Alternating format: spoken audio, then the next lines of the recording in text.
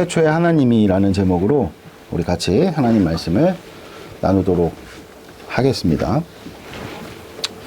오늘 여러분들 이 태초에 하나님께서 천지를 창조하셨다. 이걸로 이제 모든 성경이 시작이 되잖아요. 그렇죠? 이게 우리가 계속 성경을 익숙하니까 그냥 태초에 하나님께서 천지를 창조하셨구나. 그냥 그 정도만 우리가 좀 이해를 하고 넘어가는 경우들이 굉장히 많은데 굉장히 위대한 하나님. 그래서 이 신학자들 사이에서는 정말 어마어마한 선언이다. 어마어마한 선포다. 이거는 철학적으로 봐도 어떤 이 세상의 문헌에도 이렇게 선명한 의지를 가지고 이 세상의 시작에 대해서 이렇게까지 밝히 드러내는 어떤 예는 없다는 겁니다. 다 모호하고요. 불분명하고요. 근데 우리 하나님께서 분명한 의지를 가지시고 어떻게 하셨다는 겁니까? 이 세상을 만드셨다. 이게 이제 이 세상이 가지고 있는 기본적인 기조가 있거든요. 이 세상을 바라보는 어떤 관점이 있단 말입니다. 이 관점을 완전히 깨부수는, 그렇죠? 원래는 이제 하나님께서 이 세상을 창조하셨기 때문에 모든 사람들이 하나님의 창조주의심을 인정하고 세상을 바라봐야 되는데 그것을 부인하고 이 세상을 바라보니까 자꾸만 왜곡되는 거거든요. 여러분들 우리나라도 한번 생각해 보세요. 지금 이재명 씨가 대통령이잖아요. 이전까지는 윤석열 씨가 대통령이었죠. 당이 달라요. 기조가 다르단 말이에요. 그래서 어떤 데는 뭐 진보적 가치를 추구하는 당, 어떤 데는 보수적 가치를 이렇게 추구하는 당 해가지고 뭐 하여튼간 각축을 벌이잖아요. 그래서 막 경쟁해가지고 결과적으로는 많은 지지를 얻은 당이 집권을 해서 이제 정책을 세워나갈 때 우리가 항상 생각할 때 뭡니까? 야, 이게 보수당이 집권한 것과 진보당이 집권한 게 이렇게까지 정책의 결이 다를 수가 있냐? 할 만한 일들이 많이 벌어지지 않습니까? 우리나라만 그런 게 아니에요. 모든 나라가 거의 그렇습니다. 그러니까 꼭지점에 무엇이, 어떠한 생각이, 어떠한 사상이 그 꼭지점에 서 있느냐에 따라서 그 모든 내용들이 다 달라지게 되는 겁니다. 할렐루야? 그러니까 태초에 하나님께서 천지를 창조하셨다. 하나님의 선하신 의지로 이 세상을 주님께서 창조하셨다. 그것이 맨 윗단의 꼭지점에 서 있다 그러면은 이 세상은 그렇게 여러분들 전개돼야 되는 것이겠죠. 아멘? 할렐루야? 그래서 우리는 그것을 믿고 하나님의 창조주 되심이 여러분들 우리의 인생을 전개해 나갈 줄을 믿습니다. 아멘? 할렐루야? 그게 왜 얼마나 그것이 중요한 것인지를 오늘 좀 같이 여러분들 살펴보도록 할게요. 여러분 창조는요. 과학이 가장 많이 조롱하고 무시하는 영역입니다. 이 시대를 우리는 과학주의 시대. 과학주의를 이제 과학의 어떤 분야로만 여러분들 이야기하지 않고 과학을 사상으로 얘기하잖아요. 철학으로 얘기하잖아요.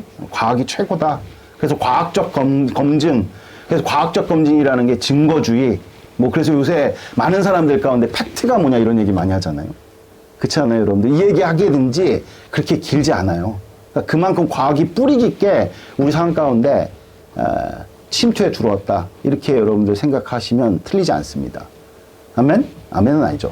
네. 어쨌든 이 과학이 가장 많이 조롱하고 무시하는 영역이 뭡니까? 창조예요. 왜냐하면 과학의 근본 체제를 흔드는 주장이기 때문에 그래요. 현대 과학은요. 진화론 위에 서 있다고 해도 과언이 아니에요. 진화론은 이제 여러분들 하나의 가설이 아닙니다. 아주 강력한 법칙에 준하는 법칙만큼 격상시킨 그런 이론이에요.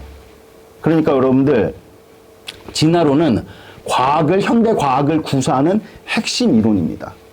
그래서 진화론은 여러분들 우리가 잘 그냥 한마디로 정의하면 이런 거잖아요. 무작위적 돌연변이가 막 나타나면서 여기에 이제 자연이 선택을 한다는 겁니다.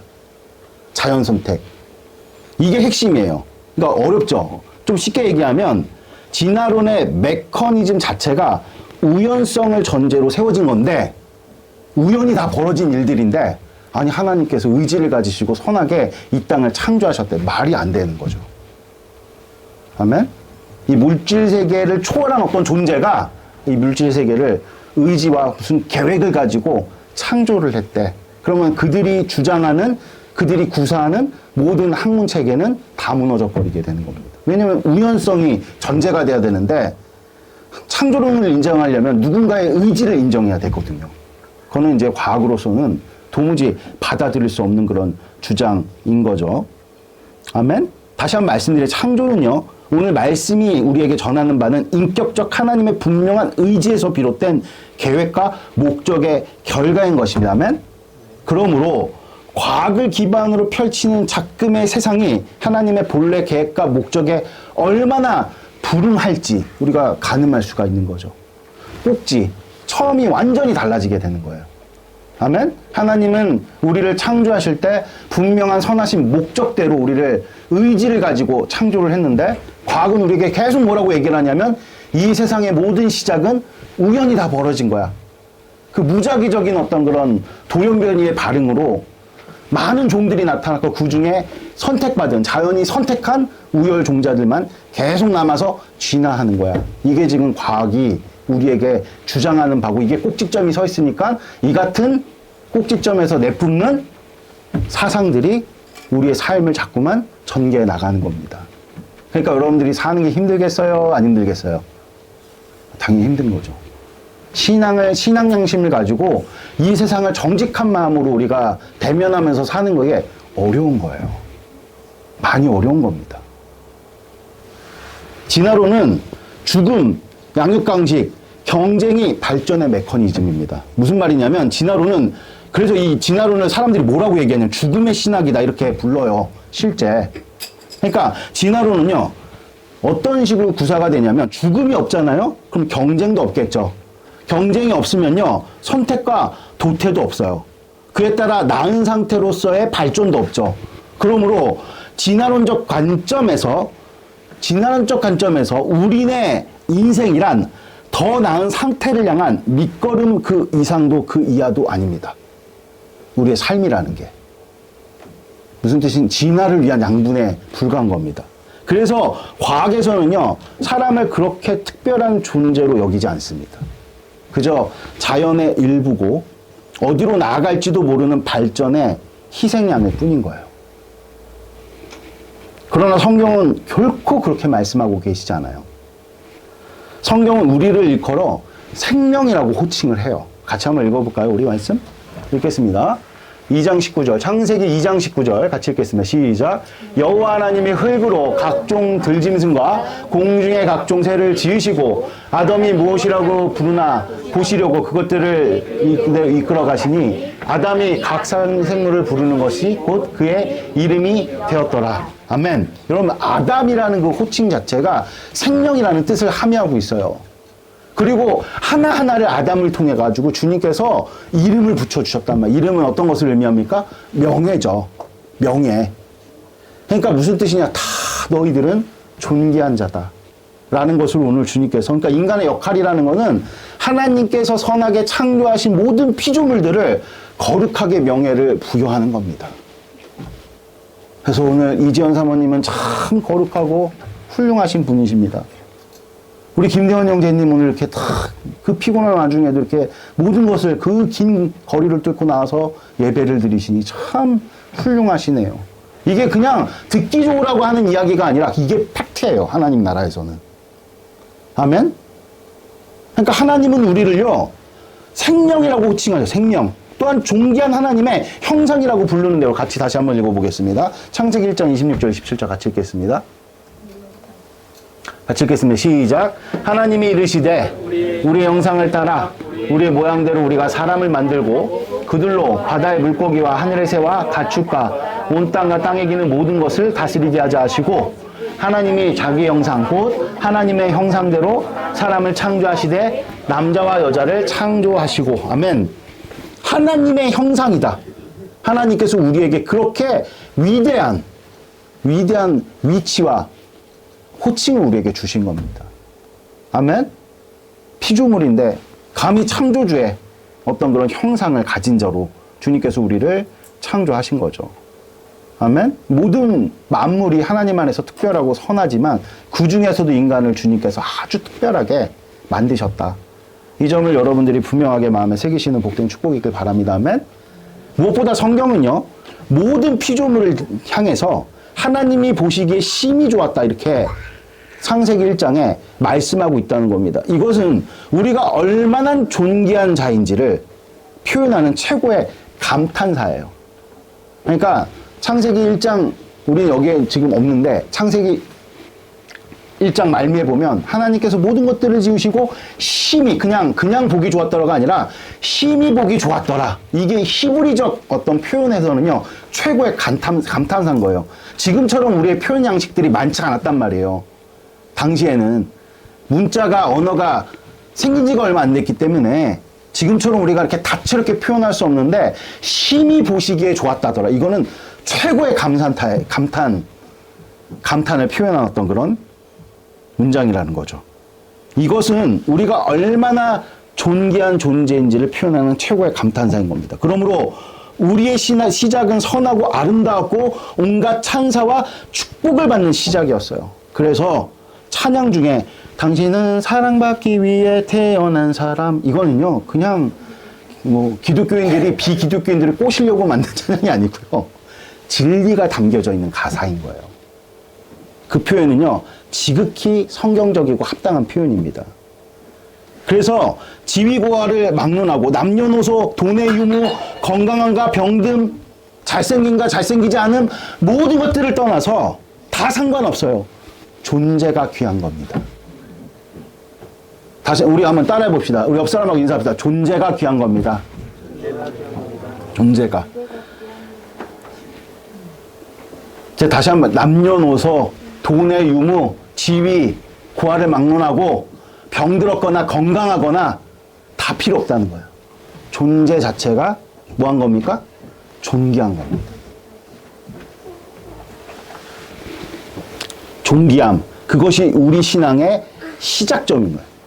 그래서 죄인들인 우리가 복음을 사는 것을 버거워하는 거예요. 왜냐하면은 우리는 오랜 세월 세상으로부터 너무나도 가혹하게 종 취급 혹은 기계덩어리의 흔한 부속 취급을 당하면서 살았어요. 그러니까 너무나도 거칠게 다뤄져 왔다는 거예요, 우리 스스로가.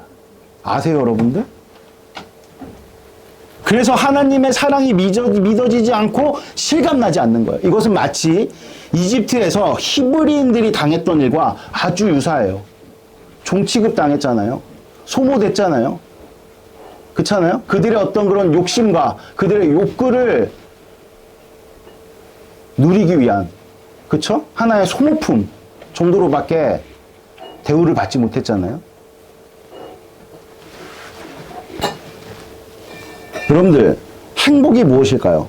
행복이 무엇이냐 이렇게 물으신다면 여러 가지 어떤 내용들로 답변할 것들이 많이 있겠지만, 행복이라는 것이 여러분들, 우리가 소위 말하는 뭐 높은 지위를 얻는 것일까?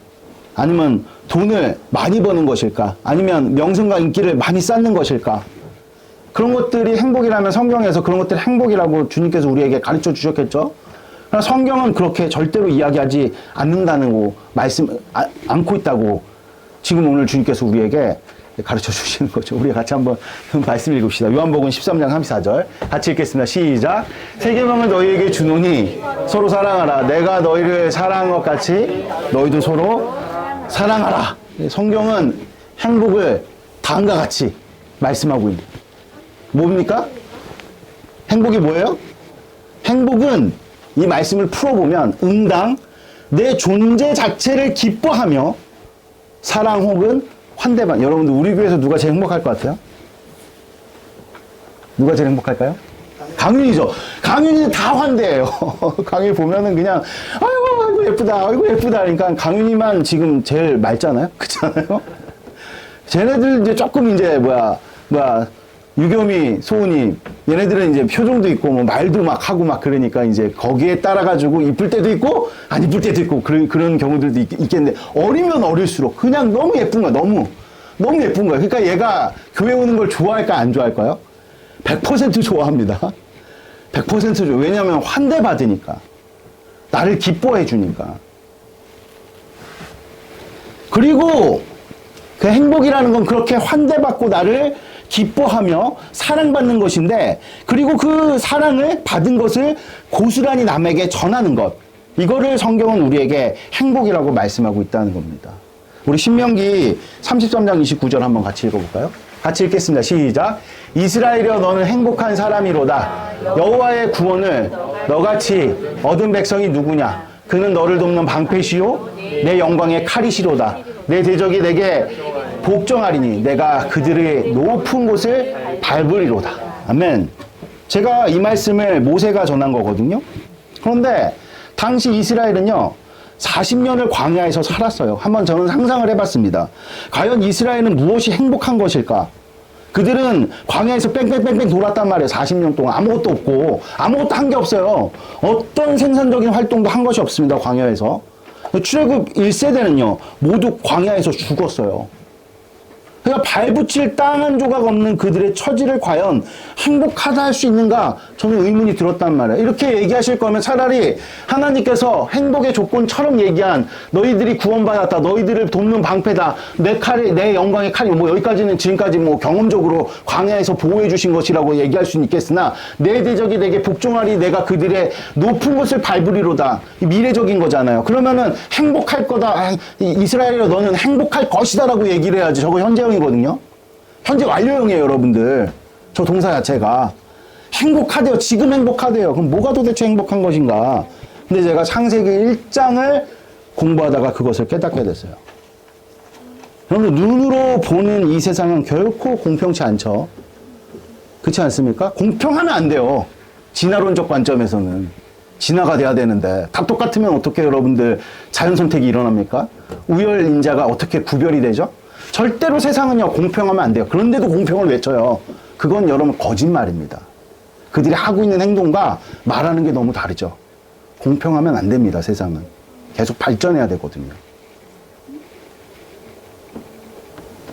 불공평한데 가장 불공평함을 느낄 만한 분이 세상을 관장하는 하나님께 공평하신 하나님이라고 그렇게 노래하는 분이 계세요. 여러분들 잘 아시죠? 누굽니까? 송영희 시인. 나라는 찬양이죠. 나 가진 것은 없으나. 나 뭐 이렇게 능력도 없고 아무것도 없는데 주님께서 나 가진 것이 없지만 내가 가지지 않은 것을 보게 하셨다.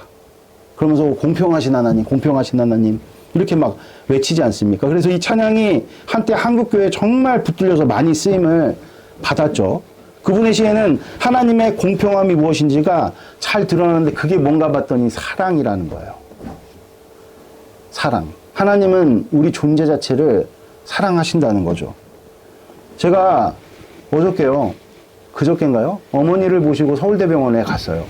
근데 어머니가 참 많이 쇠약해지셨더라고요.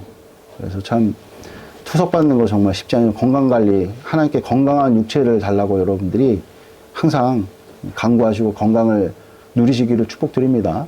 근데 갔는데 제가 되게 인상 깊게 봤던 한 장면이 있어요. 엘리베이터를 딱 탔는데 엘리베이터에서 어떤 엄마가 약간 이제 몸이 불편한 아이. 그러니까 몸이 불편한데 이게 뭔지 모르겠는데 하여튼 엄청 몸도 말랐고 일단은 애 초점이 일단 다른 아이들하고 다르고 하여간에 보니까 몸은 우리 강윤이보다 훨씬 큰데도 불구하고 하여튼 걷는 것도 좀 이상하고 딱 봐도 누가 뭐래도 장애를 가진 아이인 것 같더라고요. 근데 제가 예전에는 그런 아이들 보면 그냥 불쌍하다 이렇게 생각만 했는데 아이가 있다 보니까 그리고 이제 강윤이 또래니까 너무 감정이입이 돼서 너무 가슴 아프게 그 아이를 바라보게 되더라고요. 그래서 참 불쌍하다. 빨리 낫으면 좋겠다. 그리고 심지어는 그런 생각, 저게 나을 수 있는 병인가 싶을 정도로 굉장히 좀 약간 난치병인 것 같더라고, 확실히. 예? 그런 과중에 그 아이를 쳐다보다가 그 아이를 바라보는 엄마의 눈빛을 제가 봤단 말이에요. 엄마의 눈빛. 근데 그 엄마의 눈빛은요, 걱정과 두려움과 안타까움의 눈빛이 아니라 너무나도 그 자식을 향한 그 사랑스러운 우리 아내가 강윤이를 아까 전에 보면서 강윤이가 품에 안겨가지고 막 뭐라고 얘기할 때 엄마가 막 이렇게 응대해주는 그 어떤 눈빛. 그 눈빛을 딱 보니까 제가 그 아이를 향해서 가졌던 제 우려와 제 걱정과 제 근심이 부끄러워지더라고요. 제가 그 순간 뭘 느꼈냐면, 엄마는 이 아이가 어떻든지 간에 그냥 자식이구나. 자식으로서 기뻐하는구나. 존재로서 그냥 환대하는구나. 이걸 제가 참 경험하는 짧은 순간이었던 것 같습니다. 그럼 하나님이 우리를 그렇게 바라보신다는 겁니다. 할렐루야? 아멘? 성경은요, 누구든 존귀한 존재로서 존재하는 것 자체로 사랑받기 합당하다고 말씀하고 있어요. 이것이 가장 납득이 되는 존재들이 자녀들이죠.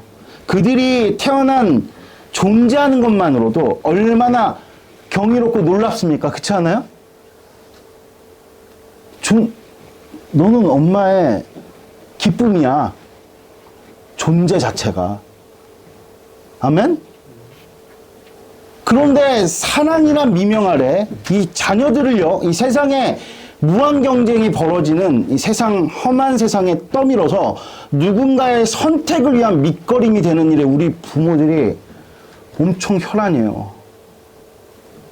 아세요? 여러분, 공부를 시키면 되지 왜 공부를 가지고 자꾸만 경쟁해서 이기도록 지금 종용을 하죠? 이겨서 뭐 하는 건데요?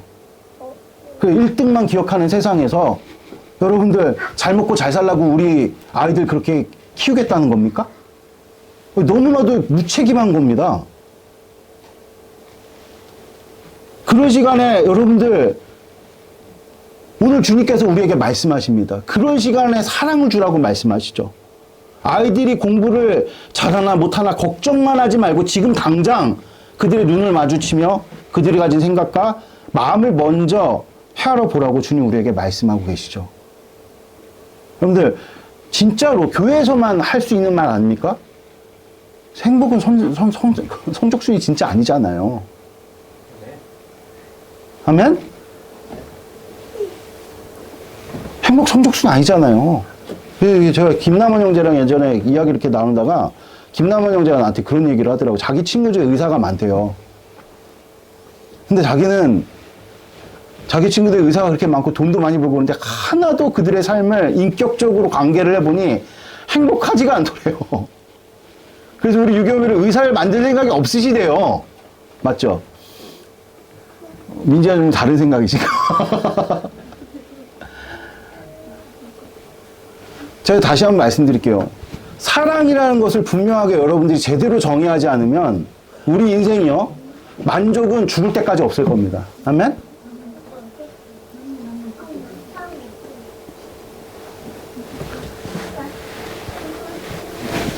여러분들, 그래서 다시 한번 말씀드립니다. 행복은요, 성적순이 아니라 행복이라는 것은 사랑을 많이 받고 사랑을 주는 인생이 행복한 인생입니다. 정확하게 동일하게 그 관점을 가지고 우리 자기 자신을 바라보시기를 축복드립니다. 거기서 우리는 무엇을 발견하게 되느냐? 하나님의 시각을 발견하게 된다는 거예요. 하나님께서는 우리에게 아무것도 바라시는 것이 없습니다. 처음 들으셨죠? 교회 안에서. 제가 다시 한번 말씀드릴게요. 우리 옆 사람하고 이제 한번 우리 인사합시다. 하나님께서는 바라시는 것이 없습니다. 인사합시다. 하나님께서는 바라시는 것이 없습니다. 정말이에요. 여러분들, 하나님께서는 우리에게 바라시는 것이 없어요. 한 가지 바람이 있다면, 굳이 만들어서 한 가지 바람을 만들어 보자면, 그것은 바로 우리가 행복해지는 거예요. 행복해지는 거. 행복은요, 사랑받고 사랑하는 겁니다. 할렐루야. 이 단순하고 쉬운 진리를 우리는 너무나도 멀리 돌아 찾으려고 하죠. 그래서 우리는 깨달아야 돼요. 나 자신이 얼마나 존귀한 존재인지, 또 얼마나 사랑받는 자인지를 깨달아야 합니다. 그럴 때 나를 아낄 줄 안다는 거예요. 또한 세상이 얼마나 엉터리고 틀렸는지를 깨닫게 된다. 왜 여러분들 애들한테 창조론을 가르쳐야 되는 줄 아세요? 그냥 신앙을 지키자는 차원에서 창조론을 가르치는 것이 아니라 너가 얼마나 위대하고 경이롭고 거룩하고 존귀한 존재인지를 알아야 된다는 거예요. 그래서 창조론을 가르쳐야 되는 거예요. 세상 꼭지점에서 계속 얘기하는 우리 자신을 향한 어떤 시각, 우리 자신을 향한 어떤 그런 생각, 관념, 이런 거 그냥 생각 없이 다 집어넣으면요, 아이들이 자기를 뭘로 여기는 줄 아십니까? 사람들이 자기를 뭘로 여기는 줄 알아요? 소모품으로 여겨요. 그게 인격이 되면 모든 사람들을, 모든 대상들을 다 소모품으로 여기는 거예요. 아세요, 여러분들? 그러니까 태초에 하나님께서 천지를 창조하시니라 이 한 문장이 얼마나 위대한 문장인지 우리 인생에 대한 관점을 완전히 바꿔내는 그 선언인 겁니다. 하나님이 창조하신 존귀한 뭐예요? 피조 세계예요. 그 중에 인간은 하나님의 형상을 닮은 너무나도 사랑받기에 합당한 자들인 겁니다. 할렐루야? 아멘? 하나님께서는요, 우리를 사랑하시기에 얼마만큼 사랑하시냐. 하나님의 사랑의 크기를 여러분들 역사적인 시간 속에서 한 사건을 통해서 주님께서 여실히 드러낸 그 최고의 일이 무엇입니까? 십자가예요, 십자가.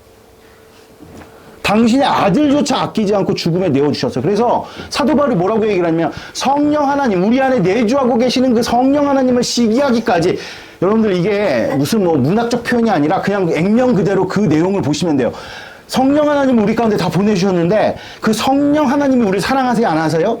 사랑을 하시는데 그 성령 하나님을 시기하기까지 우리 하나님께서 우리를 사랑하신다는 겁니다. 그 마음으로 이 세상을 창조하신 겁니다. 그 마음으로 흙으로 빚으셔서 사람을 만드신 거예요.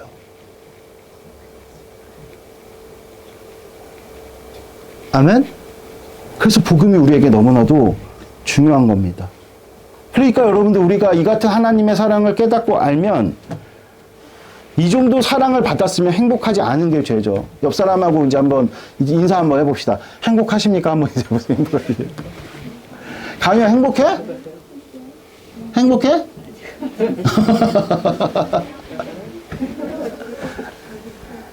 행복하십니까? 할 때, 아, 정말 저 너무나도 행복해. 이렇게 답변할 만한 여러분들 그런 마음과 생각을 가진 이가 정말 있냐. 그래서 예수님이 이 땅 가운데 다시 오셨을 때 내가 믿음을 보겠냐. 이 말씀을 하신 게 너무 이해가 돼요. 우리가 하나님을 믿는다는 것은 창조주 하나님께서 이 땅을 창조하셨다는 것부터 시작하는 거거든요. 아멘? 그걸 인정한다 그러면 나 자신이 얼마나 존귀한 자고 얼마나 사랑받는 자인지를 인정하지 않을 수가 없는 겁니다. 교회에서는 많은 예배를 드려요. 또한 성경을 알기 위해서 공부와 나눔을 갖습니다. 무엇보다 기도를 종용하죠. 그런데 이 모든 신앙 행위는요, 하나님께로부터 은혜를 얻기 위한 방편이에요. 근데 그 은혜란 것이 무엇입니까? 그것이 바로 하나님의 사랑입니다. 우리를 지극히 아끼신다는 겁니다. 우리를 존귀하고 아름답게 여기신다는 것입니다. 그것이 하나님 아버지의 마음이고요. 그 마음을 알고 깨달을 때 비로소 나 자신을 바라보는 관점이 바뀌게 돼요. 우리가 얼마나 나 자신에 대해서 가혹합니까? 그게 어디서 나타나냐면 걱정, 근심. 나 오늘 아무것도 안 했어. 아, 이제 뭐 해야 되는데. 아, 내가 오늘 이걸 했는데 비교해봤더니 쟤보다 못했어. 아, 내가 열심히 살았는데 결과가 안 좋아. 뭐 이런 것들을 얼마나 세상에 어떤 잣대를 가지고 난도질하고 우리를 비교를 하고 폄하를 하고 존재 자체가 기쁜 건데요. 만일 제가 부모인데 오늘 강윤이 정도밖에 안 되는 4살밖에 안 되는 아이가 막 앉아가지고 막 땅을 치면서 한탄하면서 우리 집이 돈이 없대. 엄마 아빠 어떻게 할까? 나 걱정스러워. 나 좋은 유치원 못 가면 어떡하지? 나 좋은 이렇게 앞으로 내가 직업을 가져야 되는데 돈 많이 못 벌면 뭐 어떡하? 이러고 있으면 제가 마음이 어떻겠습니까, 여러분들? 존재 자체가 이쁜 건데 그냥 뛰놀고 기뻐하고 즐거워하고 뭘 줘도 잘 먹고 맛있다 그러고. 저희 가정은요, 제가 들어오면은 우리 아내가 스트레스를 많이 받아요. 왜냐면 강윤이랑 우리 아내만 같이 식사를 하면요, 진짜 제가 생각할 때, 야, 이걸 가지고 밥을 어떻게 먹지? 할 만한 내용들로도 먹을 수 있어요. 그래서 제가 한 번은 밥 먹고 와서 그걸 지켜봤는데 아주 그 둘이서 행복하게 잘 먹어요. 근데 난 그것만 먹으면 나는 진짜 막 스트레스를 막 이만큼 받아요. 김치도 있어야 되고, 찌개도 있어야 되고, 국도 있어야 되고, 고기도 있어야 되고, 다 있어야 되는데, 우리 강윤이, 우리 엄마, 강윤이 어릴 적부터 엄마가 이렇게 잘 길들여 놔가지고, 그냥 뭐 반찬 같지도 않은 거 줘도 밥을 잘 먹어요. 뭐 얘기하려다 이 얘기가 갑자기 이렇게 벌어졌죠? 어쨌든 간에, 다시 돌아와서,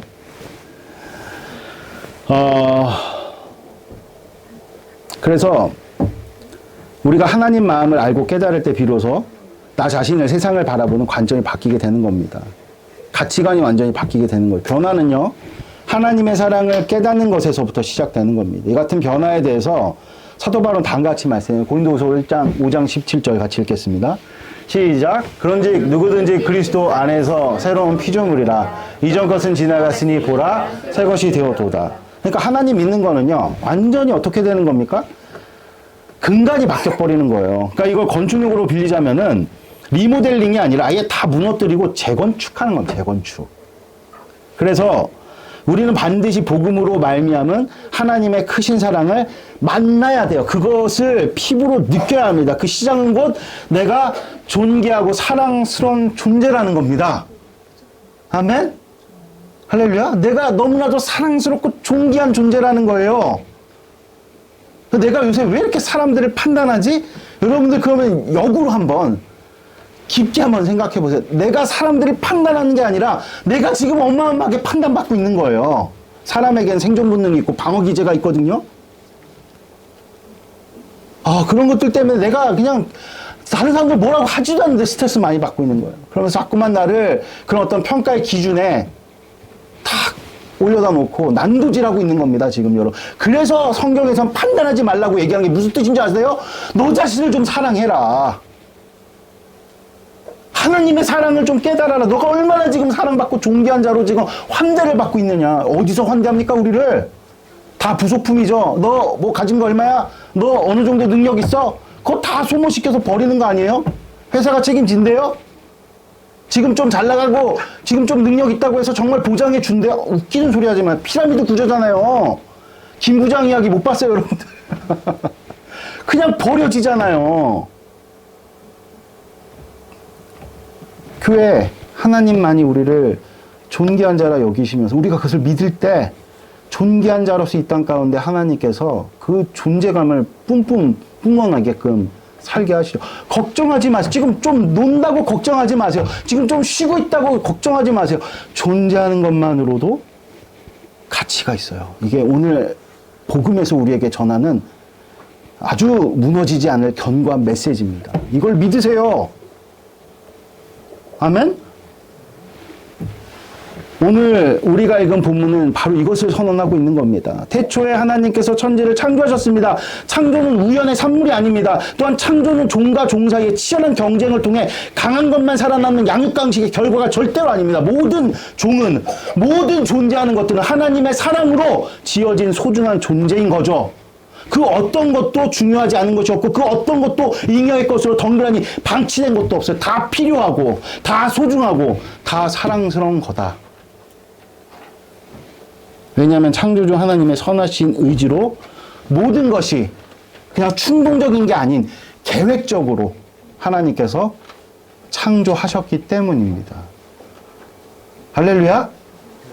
기도하겠습니다. 하나님 감사합니다. 오늘 선포된 말씀 우리 가운데 허락해 주셔서 하나님의 그 사랑을 일주일 내내 아버지 누리고 아버지 우리가 세상에 자꾸만 난도질 당해서 이 없는 이야기에 자꾸만 매어서 걱정하고 자꾸만 오해하고 움츠러들고 위축되는 것이 아니라 하나님 사랑 가운데 담대함을 어깨를 피면서 이 땅 가운데 존재를 그 거룩함을 그 아름다움을 아버지 그 위대함을 아버지 경이롭게 경험하는 누리는 한 주간 될 수 있도록 주님께서 축복을 더해 주시옵소서. 감사합니다. 부활의 주님 되신 예수님 이름으로 기도드렸습니다. 아멘.